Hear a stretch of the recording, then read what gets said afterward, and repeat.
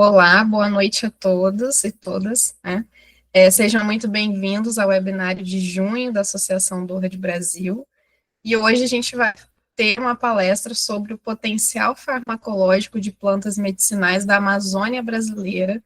É um enorme prazer ter vocês aqui, é um enorme prazer também ter a professora Cristiane do Socorro Ferraz Maia. Ela é da Universidade Federal do Pará e ela vai dar hoje início ao nosso encontro. Eu vou apresentá-la brevemente, né? A professora Cristiane, ela possui graduação em farmácia, especialização em farmácia hospitalar e assistência farmacêutica pelo Centro de Ensino Superior do Pará.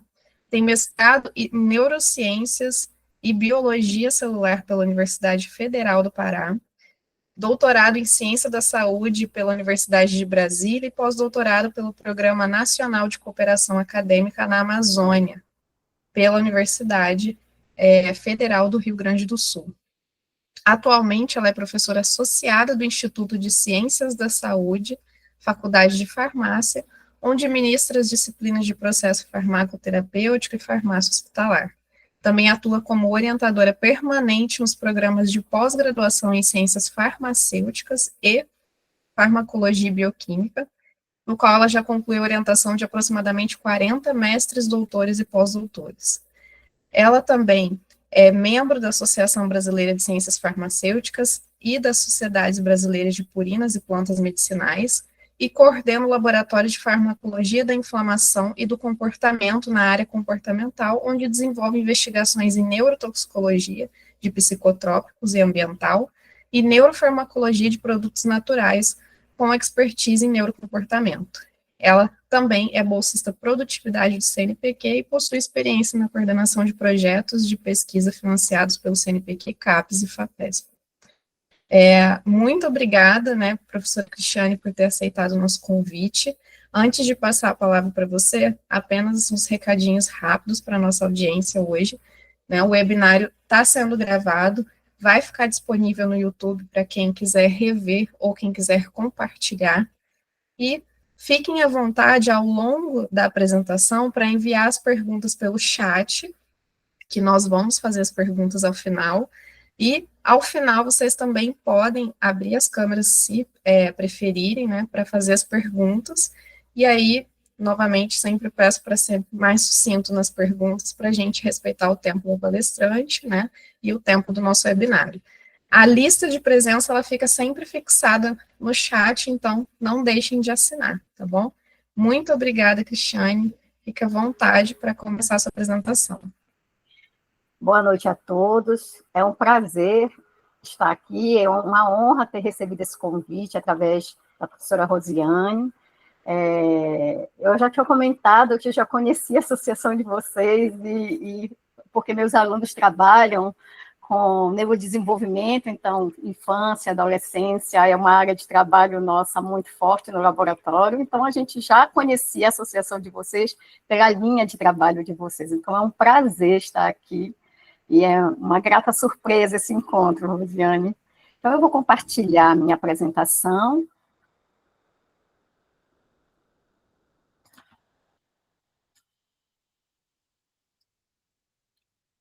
Prontinho.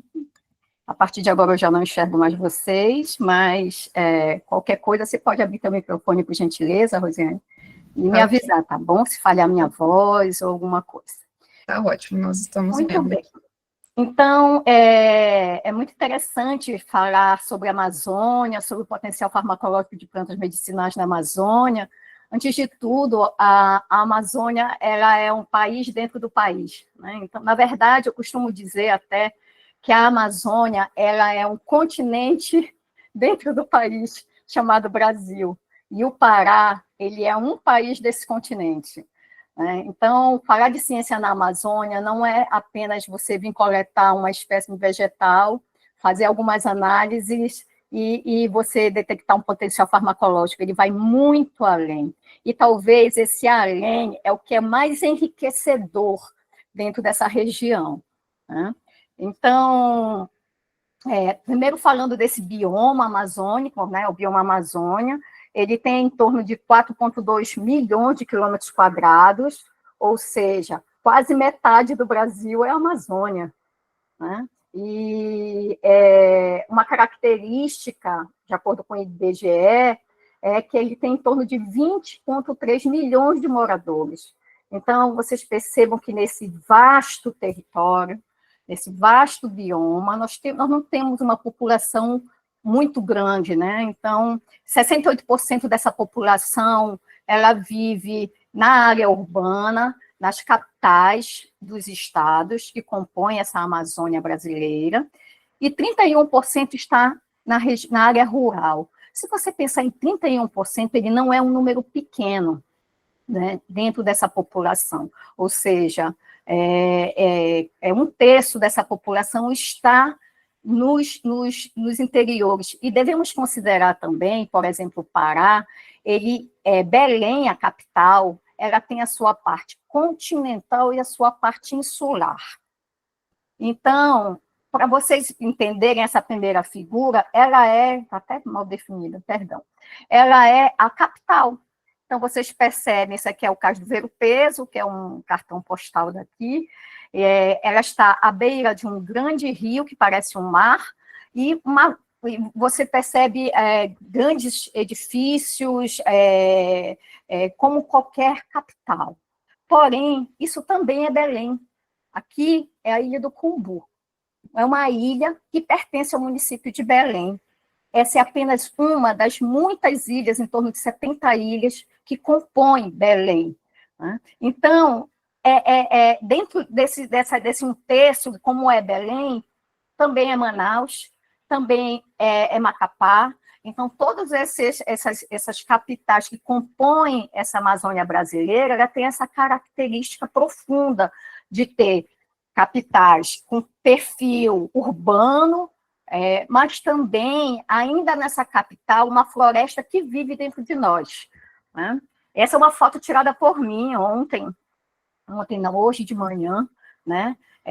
Isso é Belém, né? Então, todas as fotos que eu vou apresentar aqui, com exceção da primeira, foram tiradas pelo meu celular, e está aqui na frente da cidade. Isso demonstra o quanto que o povo amazônico está envolvido profundamente com essa identidade, e isso reflete na nossa pesquisa. Tá?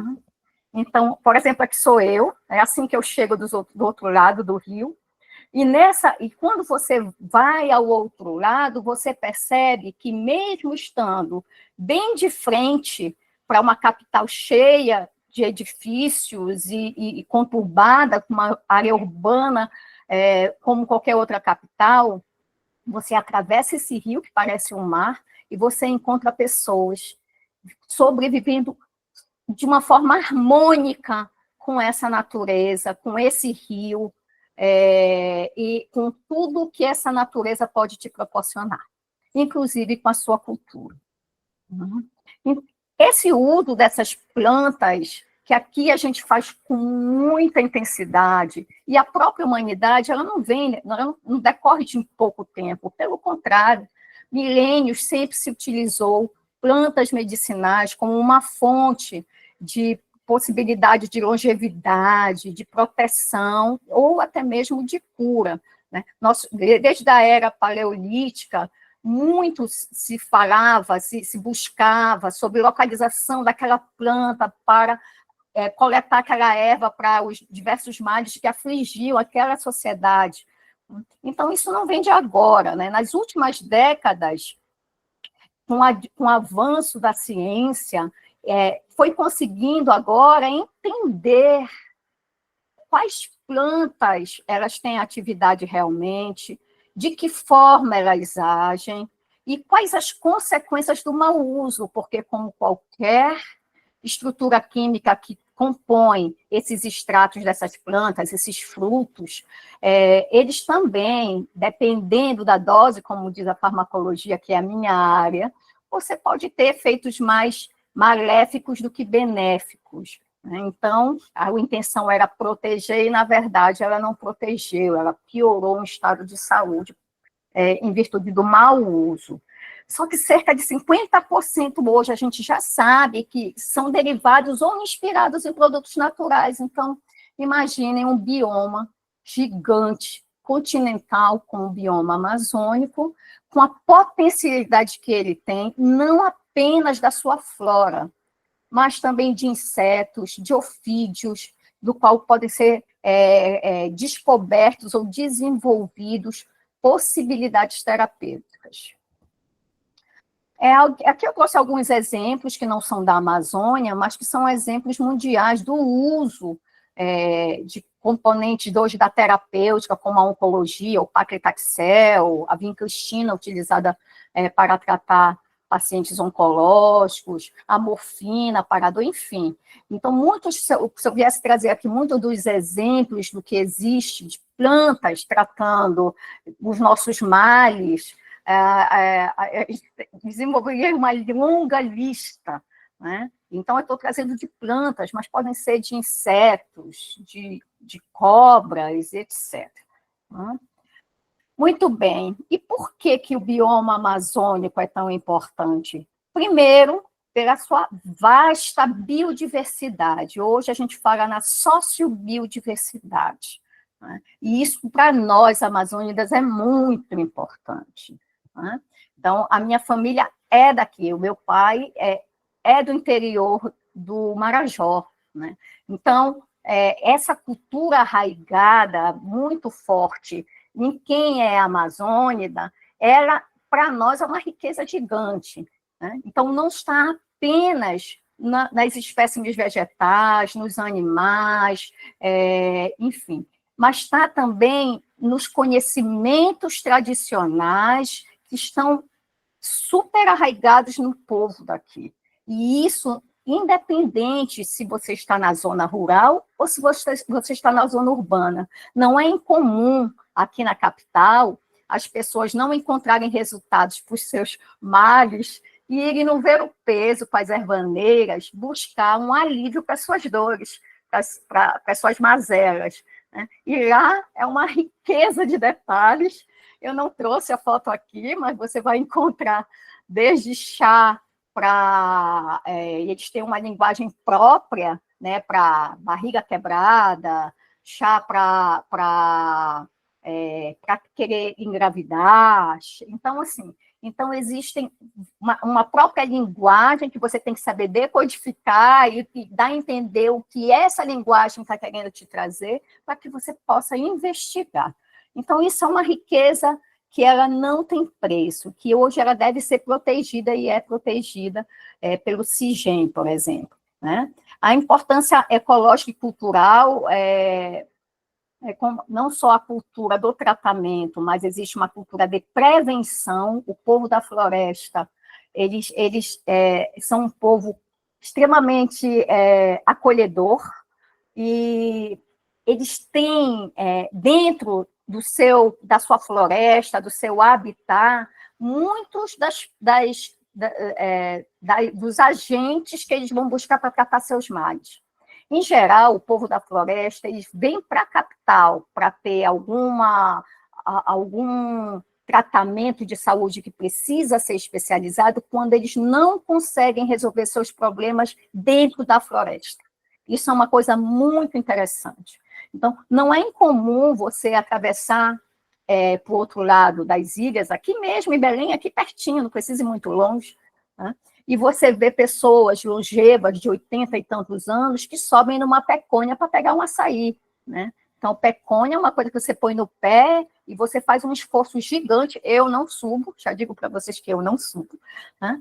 E ele consegue chegar o açaí é uma palmeira muito alta, e ele chega no topo da palmeira para tirar o cacho do açaí, por exemplo, ou de outros frutos que também são palmeiráceos. Então, essa é uma longevidade que a gente enxerga muito no povo da floresta, né?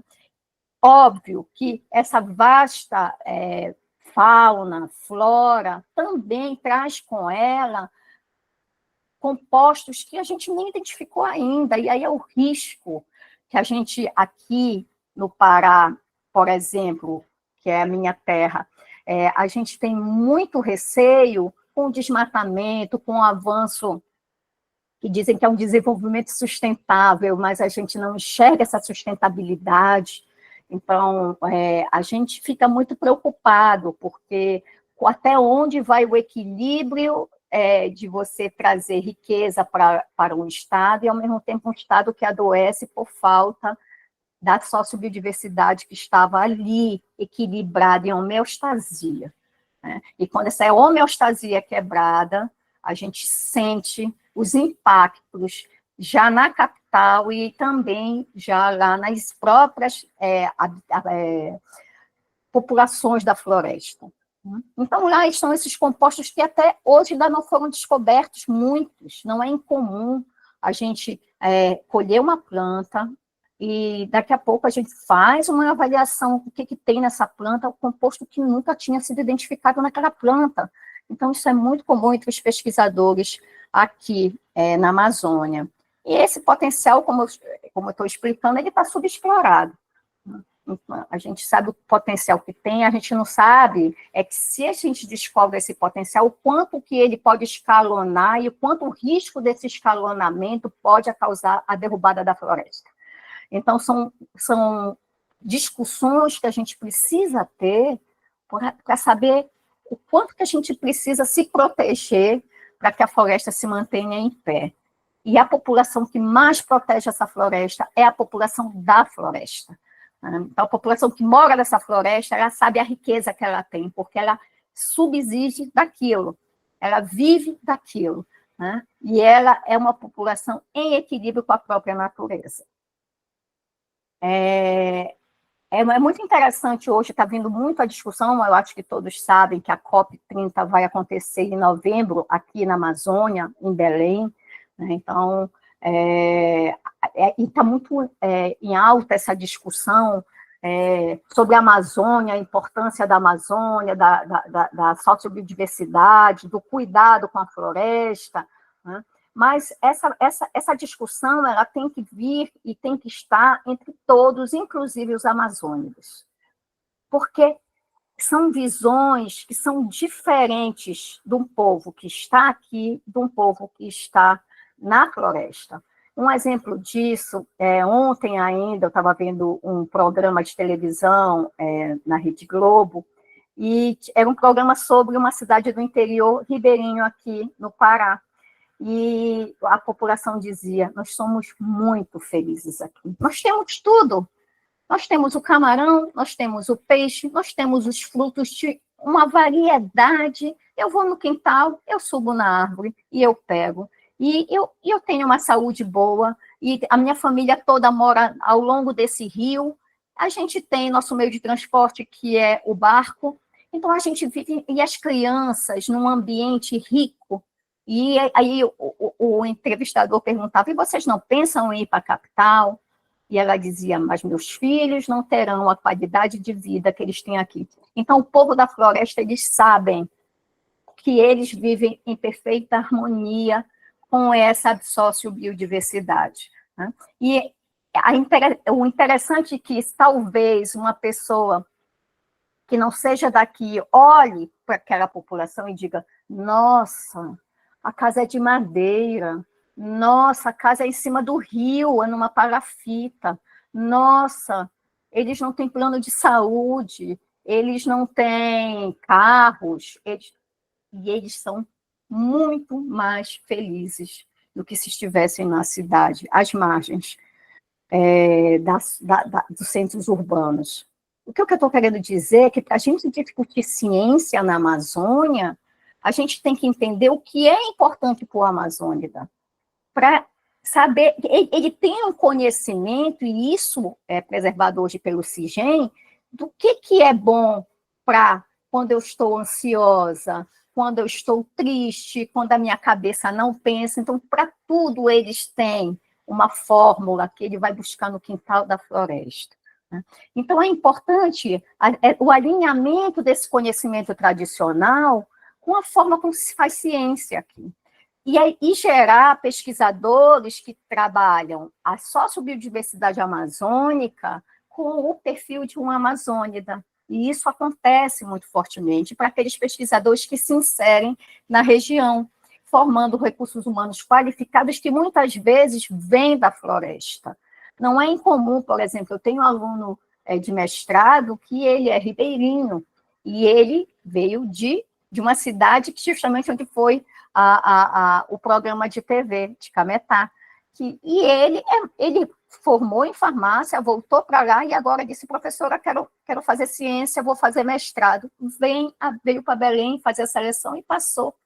E ele adora a vida lá, e assim tem outras pessoas no laboratório que vêm dessas regiões, né, e vêm fazer ciência feito pelos próprios amazônidas. Então, a formação desse recurso humano qualificado para entender aquilo que aquela população traz de conhecimento tradicional é uma meta fundamental da ciência na Amazônia.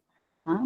Então, ele tem um potencial farmacológico, eu não preciso nem, como se fala, chover no molhado, né? Essas plantas amazônicas são fotos minhas, novamente, essa aqui ao lado é a foto da professora Flávia Lucas, do CEPAN, da UEPA, né? Então, primeiro a gente aprende a ouvir o que aquele conhecimento, o que aquele povo da floresta fala sobre aquelas plantas. Então, a gente tem relatos, a professora Flávia é uma professora que trabalha a etnofarmacologia, a etnobotânica, dentro dos povos da floresta.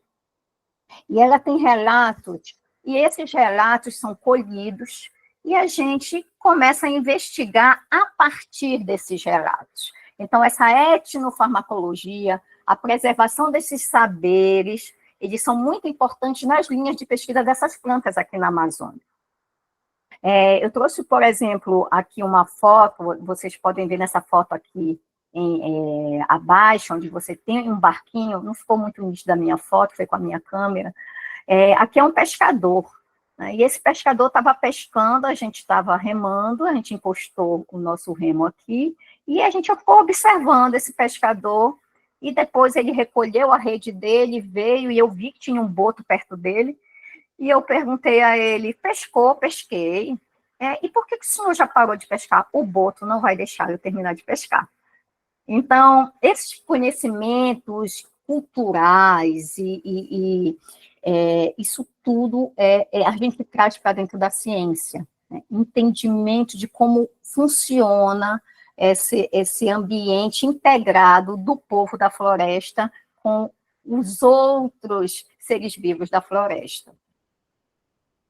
Bem, lá no laboratório, então, falando agora um pouco mais aprofundadamente de ciência, a gente, então, já tem um perfil, eu acho que a maioria dos pesquisadores aqui na Amazônia tem um perfil de buscar entender esse conhecimento etnofarmacológico e tentar traduzir isso em experimentos para verificação desse conhecimento. Não é incomum aqui também você ter, por exemplo, uma dor de garganta, até hoje isso acontece comigo, eu confesso.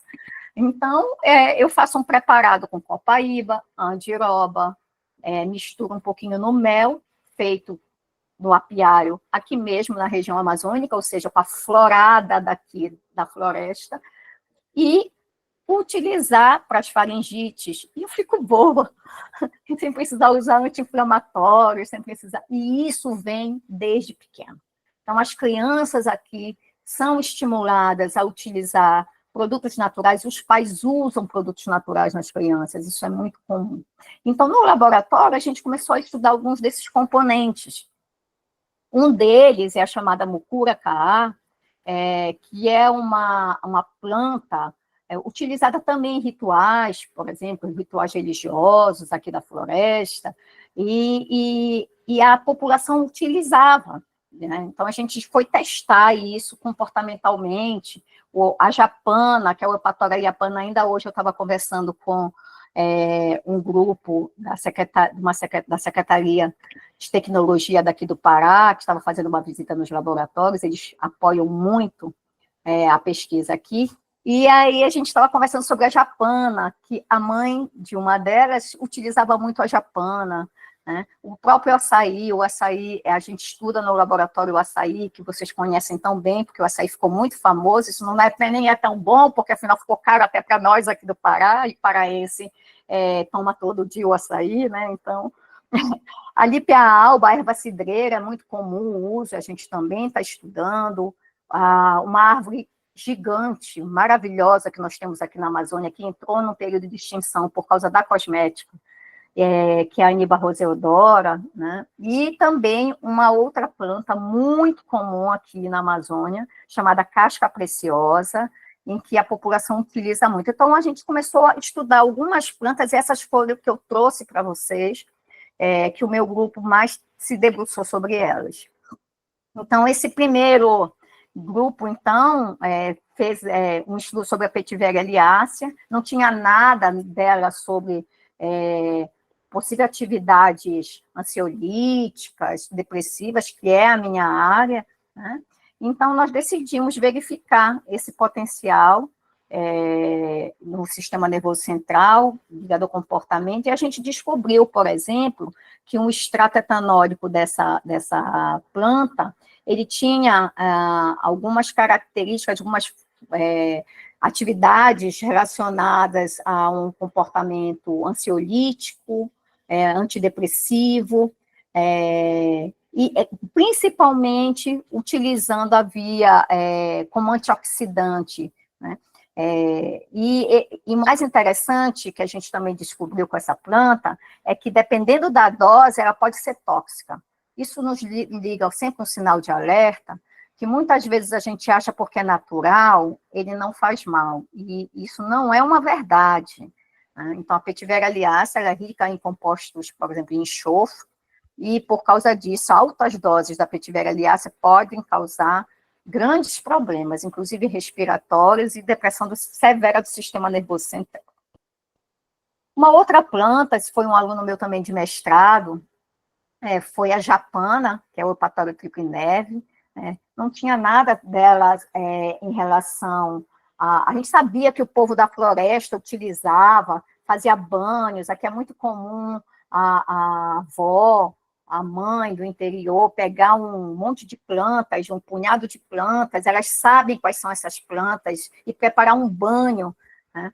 E dar um banho para melhorar a respiração, para melhorar a febre, e com aquelas plantas, e muitos desses componentes podem ser voláteis.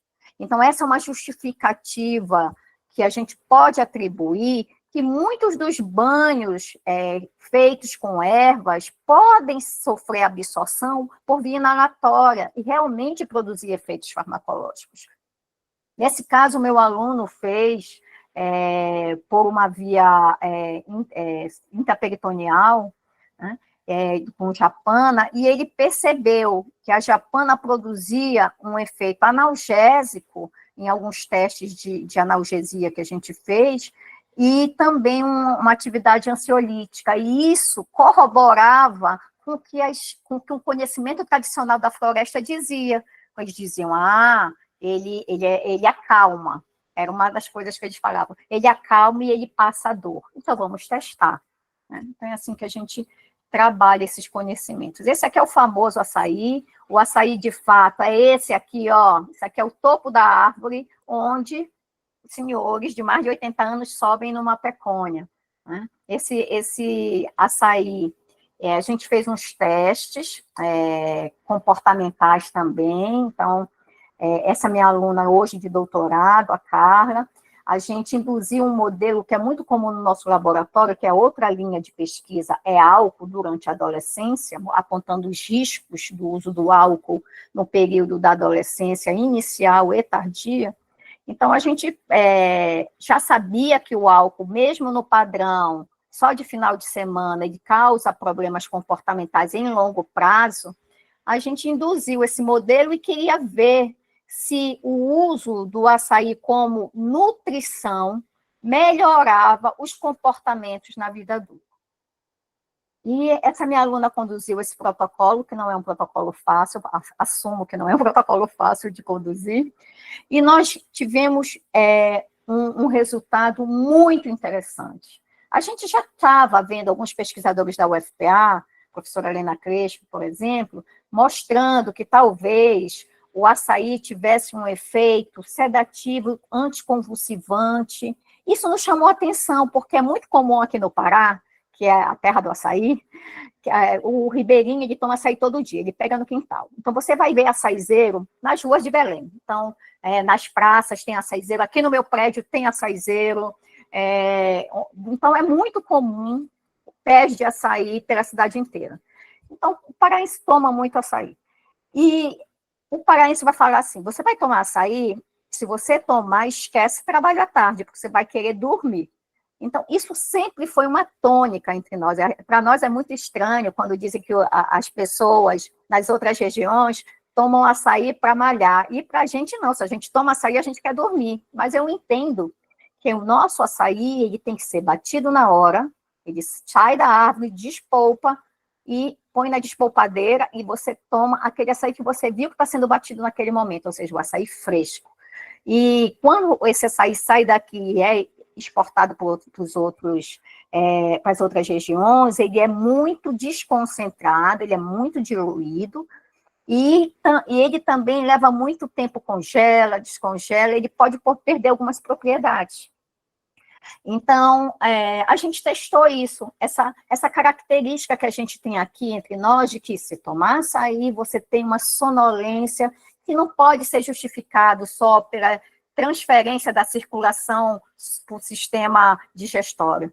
E a gente testou e tivemos uns resultados muito impressionantes, foram publicados nessa revista, Journal of Functional Foods, em que ele mostra que o uso do açaí, né, durante todo o período que mesmo você tendo intoxicado o animal com etanol, num padrão de final de semana, ele melhorou características motoras desse animal quando ele já estava na fase adulta, mostrando um efeito protetor nutricional do açaí.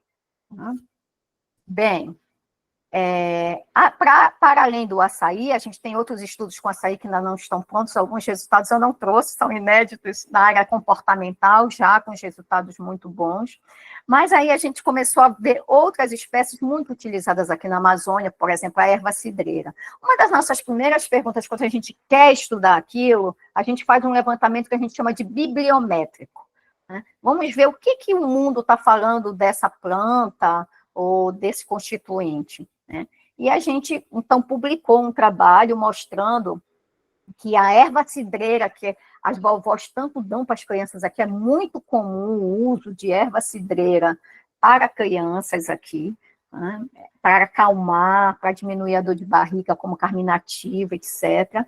Eles também têm a gente fez um levantamento do que tem estudado sobre propriedades neurofarmacológicas da Lipialba, e a gente achou que muito pouco tem se estudado. E aí você vê quanto que comprova aquela nossa hipótese de que tudo está subestudado, está subexplorado, que há muito a ser explorado aqui na Amazônia. Uma outra planta, esse foi um aluno de doutorado meu, o Everton, ele, desde o mestrado, ele vem estudando um componente muito presente em algumas plantas aromáticas, nós temos muitas plantas aromáticas aqui na Amazônia. Então, na época do mestrado dele, esse trabalho foi do mestrado, ele estudou três árvores que continham esse componente que ele queria estudar, que é o linalol. Uma delas é o pau-rosa, que é a Aniba roseodora, depois a macaca-poranga, que é a Aniba parviflora, e a outra a caatinga de mulata, que tem muito aqui no Ver-o-Peso. Todas essas plantas que eu estou falando, tem aqui no Ver-o-Peso, com as erveiras do Ver-o-Peso, elas estão em grandes quantidades, né? E ele fez testes comportamentais, o professor Maia, que é o grande estudioso no mundo, José Guilherme Maia, sobre óleos essenciais da Amazônia.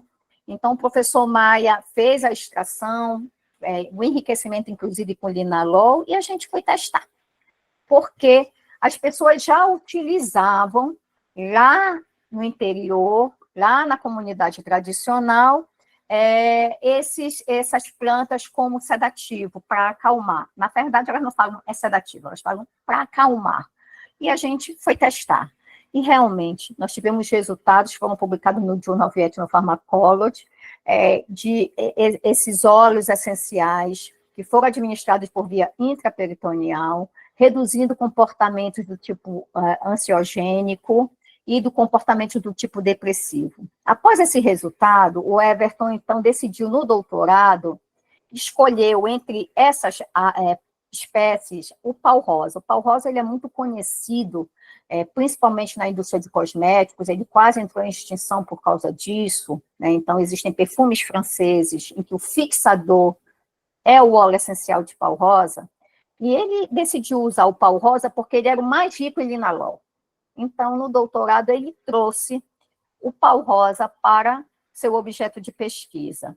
E, como o Everton, ele tinha muito interesse em estudar comportamentos mais focados na depressão, então ele fez um levantamento, quais as teorias que existem dessa depressão e onde esse pau-rosa, enriquecido com linalol, poderia estar atuando dentro dessas teorias da depressão. E aí ele publicou esse artigo, que é um artigo de revisão sobre os efeitos do linalol como uma possível ferramenta terapêutica para o tratamento da depressão, né? E ele mostrou que o linalol ele é pleiotrópico, e isso vai acontecer com grande parte de componentes que estão presentes na nossa flora, né? Então, não é incomum a gente tem encontrado, quando está estudando a via de atuação daquele componente, daquele óleo, ele atuar em várias vias, né? Então, com o Everton e o linalol não foi diferente. Então, ele percebeu que aqueles resultados que ele encontrou lá no mestrado poderiam estar relacionados a um efeito pleiotrópico desse componente, desse óleo essencial de pau-rosa, atuando na transmissão monoamnésica, que é uma teoria clássica de depressão, atuando no nosso sistema de estresse, que é o eixo HPA, né? Então, o linalol também parece diminuir os hormônios relacionados ao estresse, com a liberação de mais cortisol para a periferia. Ele mostrou também que o linalol tem um efeito muito benéfico no estresse oxidativo global do corpo, na neuroinflamação e possivelmente ele também atua na neurogênese, através de fatores neurogênicos, né? E aí ele foi testar essas teorias que ele levantou naquela revisão que ele publicou. E nós tivemos uma grata surpresa. Então, nós pegamos esse óleo essencial de pau-rosa e fomos testar nos animais, agora em comportamentos focados na via da depressão e da anedonia, que é um comportamento típico de um estado depressivo. Então, a gente induziu um modelo de depressão clássico lá do laboratório, que é o uso do etanol durante a adolescência. Esses ratos são adolescentes, tá? E a gente percebeu que, ao se administrar aqui nessa barra cinza mais clara, ao se administrar óleo essencial de pau-rosa, esses animais reduziam os comportamentos anedônicos, aumentando a autolimpeza, assim como eles melhoravam o comportamento do tipo depressivo. Como vocês podem perceber que o álcool induz, a gente já validou isso no laboratório, o álcool na adolescência, em longo prazo, ele induz a comportamentos do tipo depressivo e anedônico na vida adulta do animal. Então, a gente viu que, de alguma forma, isso foi protegido pelo uso do óleo essencial, que essa vez a gente fez por via inalatória, porque muitos dos povos da floresta têm o hábito de fazer decocção, mas também de pegar as folhas, macerar na mão e inalar. Ele procurou, então, enxergar onde estaria, quais seriam aquelas vias que ele mostrou naquele artigo de revisão que o álcool, que o óleo parece melhorar nos problemas relacionados ao álcool. Então, ele viu que o óleo essencial de pau-rosa ele melhorava, por exemplo, a quantidade de BDNF. BDNF ele é um fator neurotrófico muito importante para o nosso cérebro, porque ele é um fator de neurogênese, de melhora de cognição e melhora comportamental. Ele também percebeu que ele reduzia o estresse oxidativo global em áreas cerebrais importantes para o comportamento, como o córtex pré-frontal e o hipocampo, assim como ele reduzia a neuroinflamação.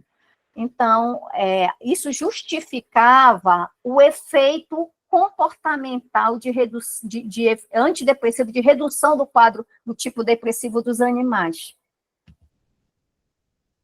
Muito bem. E a outra aluna, a Daniele, ela também utilizou um outro estudo de óleos essenciais de plantas aromáticas da Amazônia. Agora a Aniba canelira é uma planta muito utilizada pelo povo da floresta. Eu estava conversando com a professora Flávia hoje à tarde, e o povo da floresta diz que é Deus no céu e a casca preciosa na terra, porque eles usam para tudo, eles usam como anti-inflamatório, eles usam para dor, eles utilizam quando não estão muito bem, estão irritados, então eles utilizam bastante.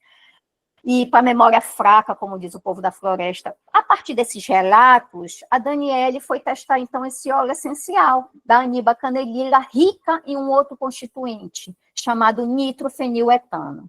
Né? O nitrofeniletano é um componente muito raro.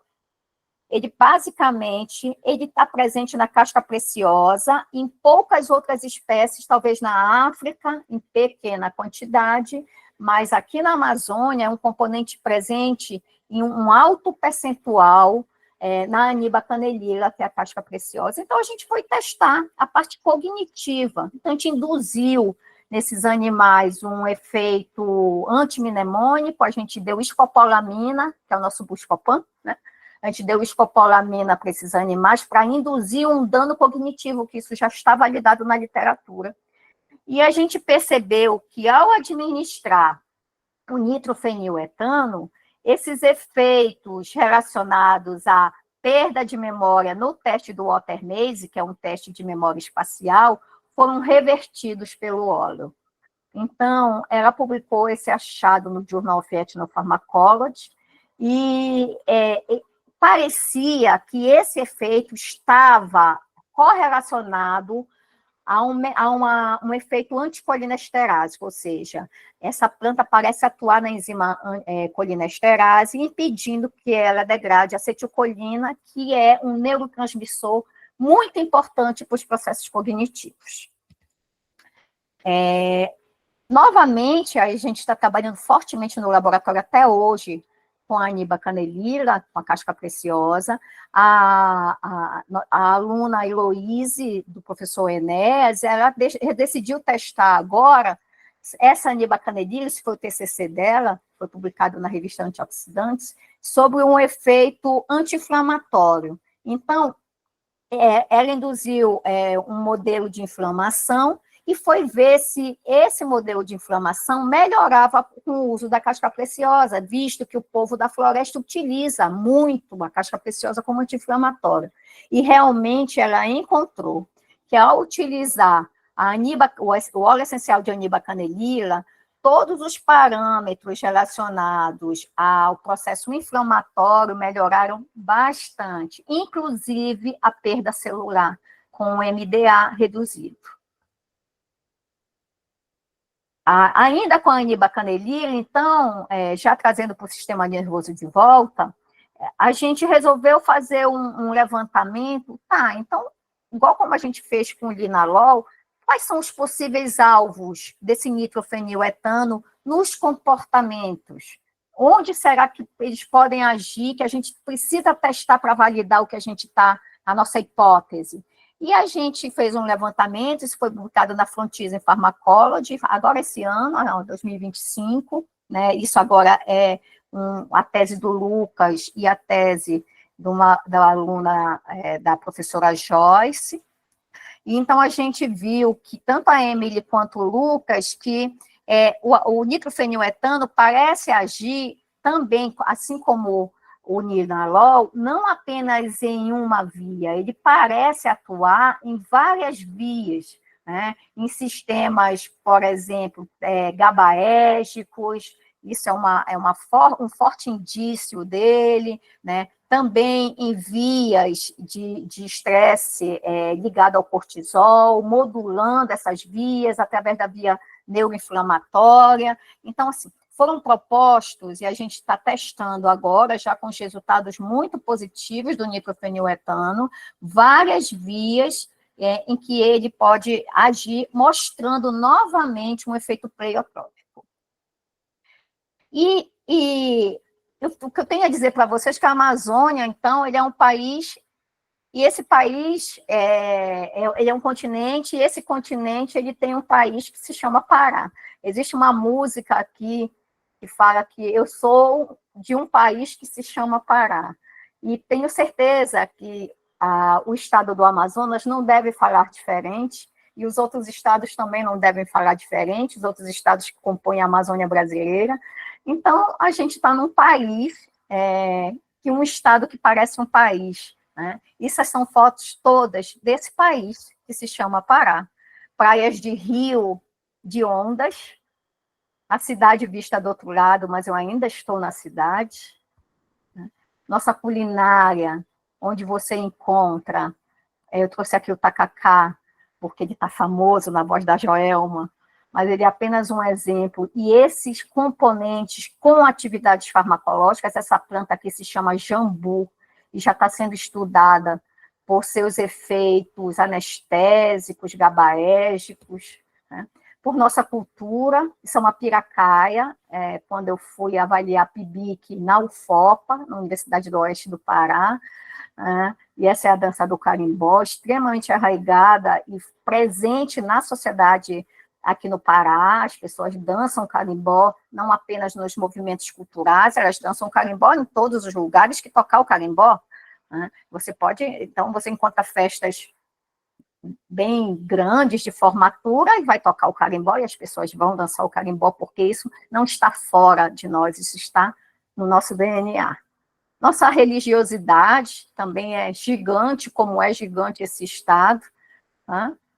E é a nossa universidade, a UFPA, que também é gigante, e que fica às margens desse rio, também de uma grande floresta, ela tem uma parte de floresta muito grande dentro dela, e que a gente interage, e muitas vezes acontece, às vezes apareceu uma cobra no nosso laboratório, chama o pessoal da guarda ambiental para coletar, não matem, por favor, eles não matam, óbvio, e a gente coleta e devolve para a floresta o que é da floresta. Muito obrigada. Excelente palestra, Cristiane, obrigada, viu? Tenho certeza que o pessoal tem muitas perguntas. Eu achei incrível o potencial farmacológico das plantas amazônicas que você mostrou, e esse conhecimento que vem, né, dos povos, tão incrível. Pessoal, já tem te parabenizando aqui pela palestra, agradecendo. Vitor, levantou a mão, pode, por favor, fazer a pergunta. Olá, boa noite. Primeiramente, parabéns, professora, pela apresentação. Eu sou pesquisador aqui do Rio de Janeiro, da Federação da Indústria do Rio de Janeiro, mas sou paraense, sou de Belém. Você sabe do que eu estou falando, né? Exatamente, com muito saudosismo, né? Mas eu queria fazer uma pergunta. Eu vejo que o seu enfoque, em geral, é comportamental e envolvendo o sistema nervoso. Mas eu queria saber se dentro da sua rede de colaboração ou dentro do laboratório vocês chegaram também a fazer ensaios de potencial, por exemplo, prebiótico, probiótico, antifúngico, antimicrobiano, desses extratos ou óleos essenciais. Dentro do grupo, na UFPA, existem diversos pesquisadores com diversas linhas. Então, por exemplo, a professora Marta Monteiro, ela trabalha com esses potenciais da floresta, no desenvolvimento de possíveis antifúngicos, antimicrobianos.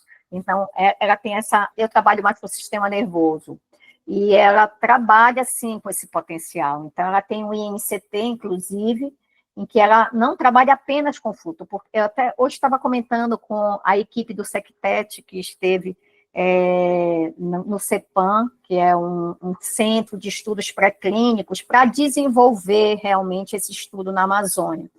E eu estava comentando que, às vezes, não é apenas o fruto, ou a folha, ou a casca que tem esse potencial, as cascas das árvores que têm esse potencial, os galhos. Os cascos, os rejeitos também têm componentes farmacológicos. Então, por exemplo, os caroços do açaí que sobram, que você sabe perfeitamente, Vitor, né?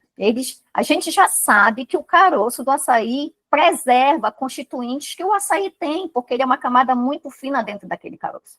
Então a gente já sabe, sim, que esses dejetos, eles têm potencial e eles precisam ser reutilizados.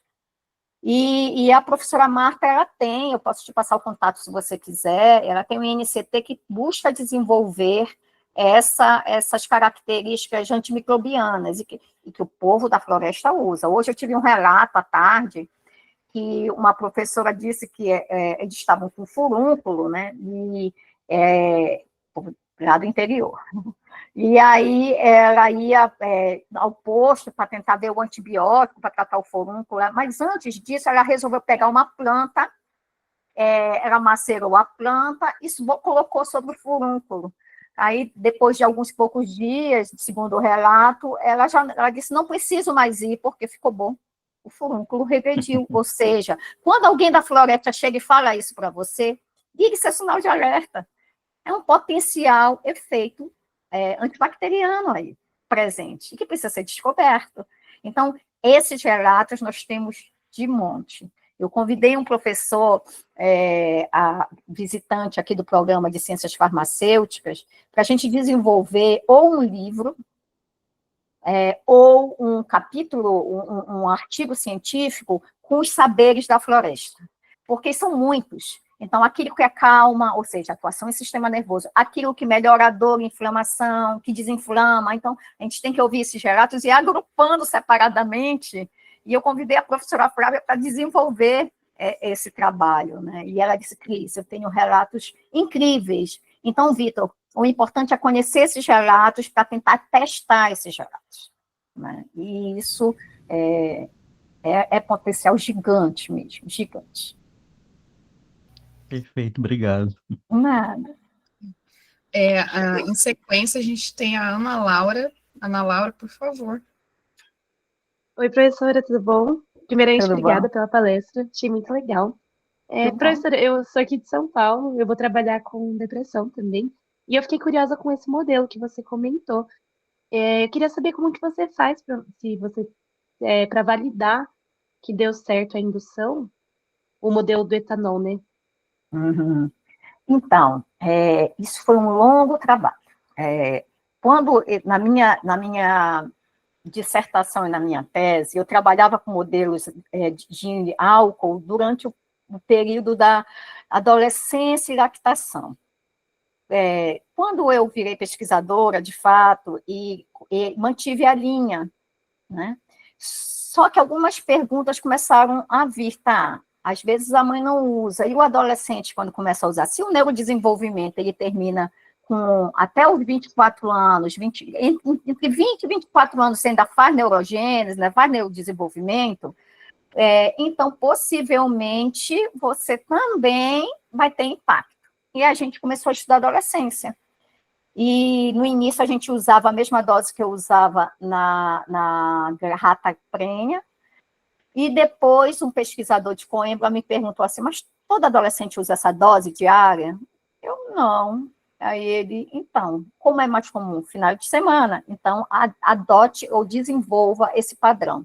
E a gente, no laboratório, então, desde 2015, 2016, começamos a adotar e aí desenvolver esse padrão, que eu posso te passar alguns artigos que a gente fez, que a gente foi desenvolvendo e validou. E é impressionante, Ana, porque eu uso esse modelo sempre que eu quero induzir depressão, por exemplo, no animal. Eu não uso mais outro modelo, porque eu já validei, e ele é reprodutível, muito reprodutível. Olha, eu estou agora testando uns animais, estou com uns animais no Biotério, uma aluna de iniciação científica, que eu quero ver o efeito do açaí protegendo o comportamento desses animais. Então, qual é o modelo que eu estou usando? O de álcool que eu já validei. Então, ele é muito reprodutível. Quando eu ponho o animal, depois dos 4 ciclos de final de semana, então eu dou 3 dias de álcool para o animal, 4 dias sem álcool. 3 dias de álcool novamente, 4 dias sem álcool. E a gente faz todo esse modelo, que quem validou foi minha aluna, que hoje é professora, é docente também, minha aluna Luana, que ela veio desde a iniciação científica validando esse modelo, até a gente fechar e perceber que 4 ciclos de finais de semana são suficientes para gerar um comportamento que às vezes não recupera, nunca mais. Nem o animal já com a idade adulta madura, nunca mais eu dei álcool para ele, quando eu testo esse animal está com comportamento alterado. Isso reflete a nossa vida. Talvez a gente não para pensar, por que eu tenho problemas emocionais? Às vezes foi o que eu consumi. Eu costumo dizer que o álcool causa uma tatuagem em você. Né? Se você tem esse consumo de longo período, mesmo que seja nos finais de semana apenas. Nossa, muito interessante. Eu não conhecia esse modelo, achei bem interessante. Se você puder Me mandar, cobra, seria... eu vou passar para a Rosiane, me cobra para eu passar para vocês. Tá bom, obrigada, viu? Nada. A gente tem uma pergunta aqui da Marina, no chat. Parabéns pela apresentação, foi ótima. Ela pergunta se é utilizado algum dos chás para gestantes, se já foi feito algum estudo de alguma planta específica, pois temos pouca segurança de ervas na gestação e sempre temos dúvidas da utilização. Olha, é proibido testar qualquer coisa em gestante, né? Não se deve testar. Mas o povo da floresta utiliza alguns chás. Assim, eu já vi o povo da floresta usar erva cidreira, deixa eu ver, acho que basicamente aqueles chás muito calmantes, capim santo, né, muito leve, é o que eu vejo para melhorar a parte carminativa, para não ficar tomando medicamento antiemético, né? Então, eles tentam, o povo da floresta, ele faz de tudo para não usar medicamento alopático. Essa é uma verdade. Então, eles já vão para o medicamento alopático quando realmente não conseguiram resolver seus males. Então, mas não é muito comum também eles darem chá para a grávida também, não. Né? Mas eles usam, às vezes, só esses mais carminativos, e bem fraquinho. Mas não tem nada testado, não tem nada testado. Uma boa para quem trabalha com reprodução, etc., seria interessante testar no animal, né?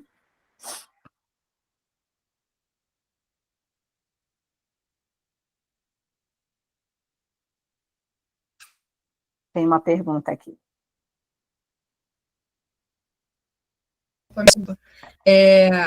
Tem uma pergunta da Ludmila, né? Primeiro, ela está parabenizando pela apresentação. É visível a sua paixão pela região norte da pesquisa, realmente. Isso. Aproveito a oportunidade para perguntá-la. No estudo com açaí, a conclusão foi que ele possivelmente tem um efeito protetor. Nessa pesquisa, é possível transpor para humanos e qual seria a dose? Sim, excelente pergunta. Excelente pergunta. A gente faz esses cálculos. Quando a gente vai administrar açaí para o animal, a gente faz uma média de consumo daqui. Então, vamos considerar que o paraense, o da capital está tomando menos, mas, por exemplo, o povo das ilhas aqui na frente, onde hoje de manhã eu estive, eles tiram da árvore e amassam, despolpam, alguns têm a despolpadeira no quintal, eles despolpam e comem com o peixe, com a farinha, com o camarão que eles pescam. Então, eles tomam todos os dias, às vezes no almoço e no jantar. Mas a gente fez uma média, o professor Hervé, que é um grande, ele é belga, mas é um belga mais amazônida dos que eu conheço, e o professor Hervé, ele vai buscar, por exemplo, ele que me forneceu esse açaí, que que eu usei no meu experimento, porque tem que ser muito controlado, né? Controlado o controle microbiológico. Você não pode pegar qualquer açaí ali na esquina, no batedor de açaí. Aqui tem a bandeirinha vermelha aqui no Pará, é açaí, não é outra coisa, não é a Casa da Luz Vermelha. É onde vende ponto de açaí. Então, aqui em Belém tem muitos pontos de açaí.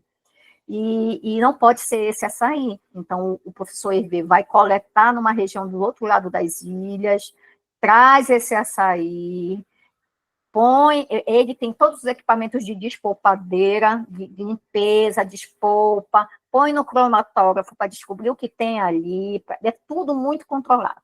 E a gente fez um cálculo de qual é a média da população, e a gente, por cálculo estequiométrico, a gente bota no animal. Então, esses valores que eu tenho, esses resultados que eu tenho de açaí, eles são oriundos da média de consumo da população aqui.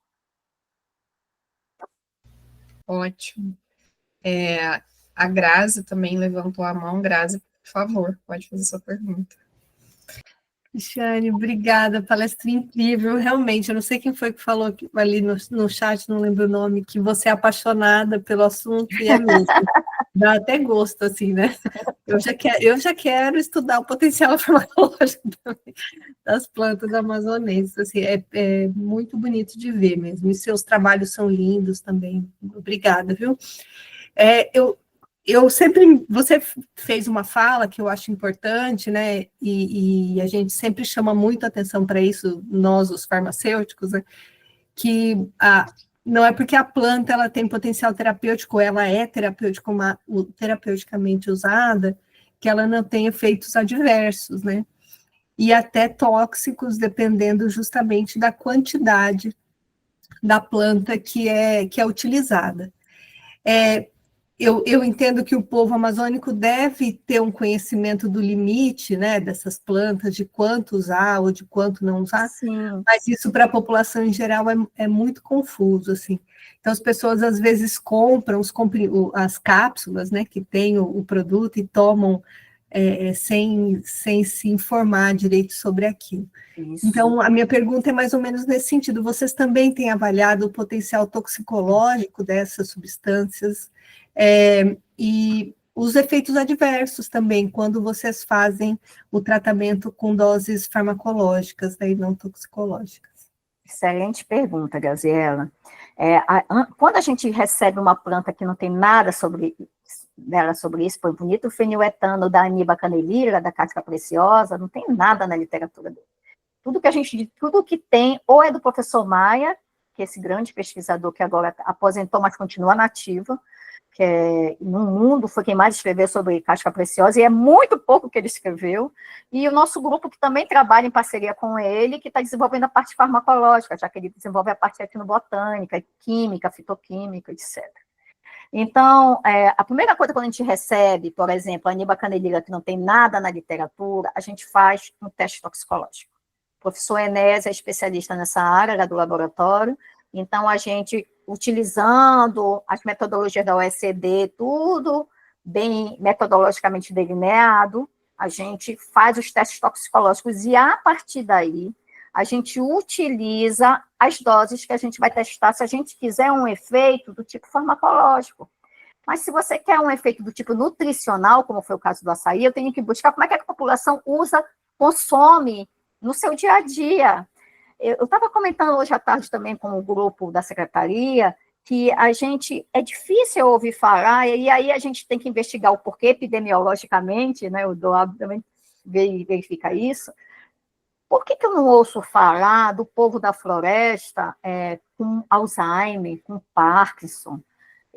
Será que é porque epidemiologicamente a gente não está conseguindo rastrear? Ou será que é porque tem alguma coisa protegendo? É porque eles não têm o estresse da vida da cidade? Tá. Mas será que não é nutricional essa proteção?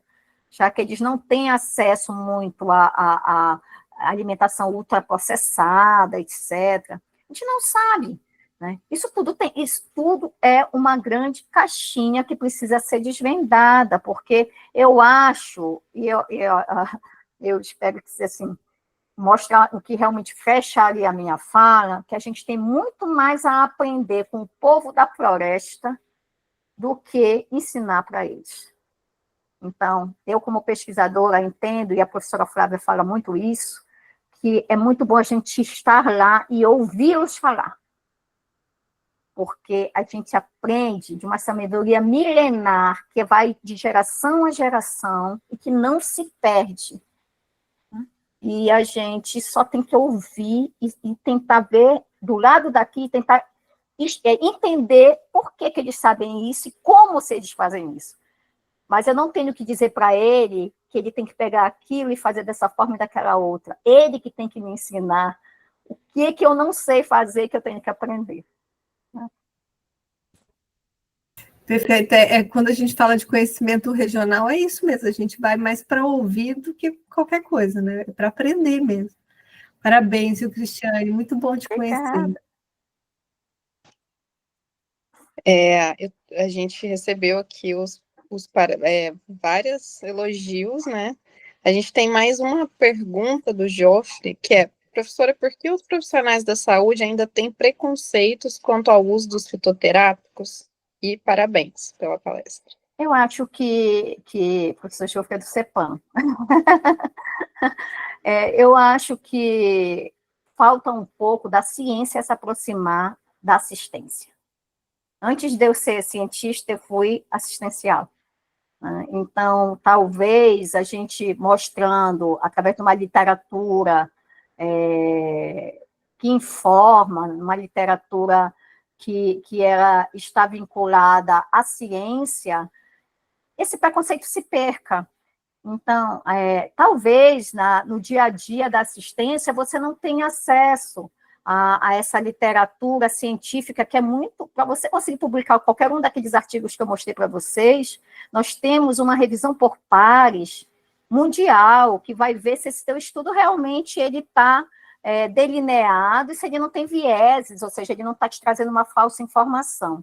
Então, talvez falta essa interação da ciência com os profissionais da saúde, mostrando o potencial desses fitoterápicos, principalmente num contexto em que a população utiliza e já tem resultados de geração a geração, e os cuidados que eles precisam ter. Eu acho que cabe a nós, como retorno para a sociedade, mostrar, olha, até essa dose você pode utilizar, a partir daqui já pode ser mais perigoso.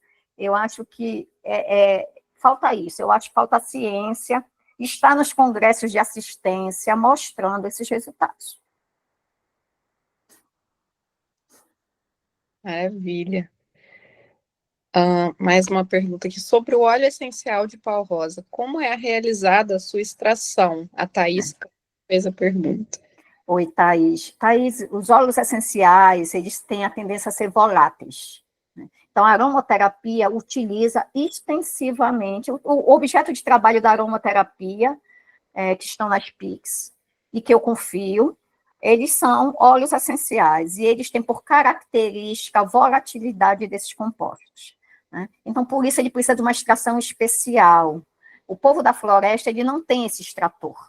Então, por exemplo, eles já sabem que eles fervem uma água, põem a planta dentro, por exemplo, a casca preciosa, e aí eles vão cheirar e abafam com uma toalha e cheiram. O que eles estão fazendo? Aromaterapia.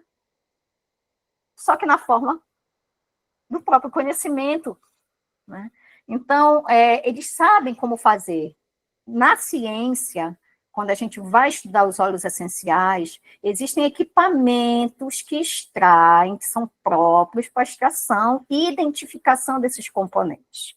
Né? Então, a equipe que trabalha com a química de óleos essenciais, eles utilizam esses equipamentos. Ótimo. Deixa eu dar uma olhadinha. Mais alguma pergunta, gente? Acho que sim, esgotado.